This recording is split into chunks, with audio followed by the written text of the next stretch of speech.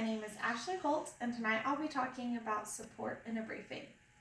Have you ever wondered why some people are easier to listen to than others? The reason is support. Because assertions and ideas are not easily believable by your audience.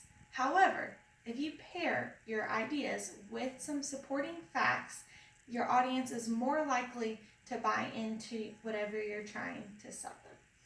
There are two different types of support, verbal and visual. According to the University of Mary Washington, definitions are the most used support. Definitions can be extended, brief, or just simply defining an acronym. Definitions can also be done by categorically or operationally. Examples can be instances, short, long, or even invented. Comparisons such as similes, metaphors, and analogies are often used, but when using these, you need to make sure that you're literally having something to compare to. So compare an abstract idea to a literal object that most people see every day, and make sure that these items actually have these things in common, so you're not misusing information. Testimonies can be given by your peers or experts. Both of these need to be trustworthy sites that people have faith in, that they believe. However, experts will always be given more credibility than just your peers. Statistics show a relationship between two items. Most of the time when talking about statistics, it's how a population feels or what's affecting a population for briefing standpoints. Visual supports such as chalkboards, flip books, posters like mine here, overhead, PowerPoints, video, audio, and props, which are most of the time hidden until you need them, are just visual aspects that draw in the attention of your audience. Support is very important because it allows your audience to be engaged in your presentation, which will have them visually and auditorily getting information. So by getting the information two different ways, they will retain more of it and remember more of it going forth after your presentation, which is the main point of giving a briefing anyways, is so people take away what you want them to take away from it. There are some guidelines to when adding support into your briefing. Verbally, you want to make sure it's relevant. You don't want to add unnecessary information or out-of-date information to where that it's no longer correct, even if it does support your argument better. Variety. You don't want to have a whole expert testimony that's a half a page long when your topic or your briefing is only a page long.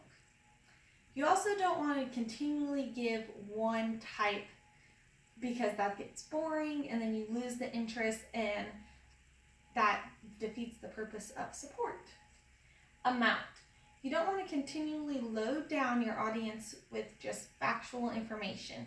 You want to make sure that it's added in there to where it spices up your briefing but not overtakes it. Details. Make sure you give them enough details to where they fully understand the subject or the support and how it is affecting and how it is affected during the briefing. Appropriateness. You don't want to have your support leading you off into a tangent or leading your audience off to thinking about something else because it doesn't directly tie into your briefing. And logically. Obviously, you could Google just about anything. You could Google and make the Wikipedia say that the grass is purple. However, anyone who has been able to see the grass knows that it is green, sometimes brown, depending on the time of year. So obviously you want to make sure you're not saying the grass is purple in your briefings visually. You also want to make sure your visual support is relevant for the same reasons as your verbal support. You want to make sure it doesn't bring down the sincerity of your briefing. Large enough to be seen. Especially if you don't know the venue or you don't know how many people are attending your briefing, you want to make sure that your visual support is big enough that people 3 or 4, 5, 10 rows back can read it perfectly fine and not be distracted by your support. Simple and clear. You don't want to get some big fancy script font that people have to squint and tilt their head at to be able to read, and you want it to have a logical pattern, therefore people are easily following along with your briefing. Talk to the audience.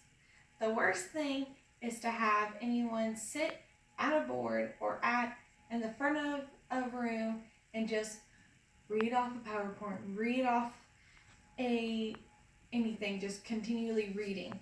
That doesn't make the conversational aspect of their voice, because their nose is just down here like this and they're just reading, or they're over here like this just pointing, okay, and that doesn't engage the audience, which takes away the main points of support, because your visual support mainly engages your audience and makes them focus on what you're wanting them to know.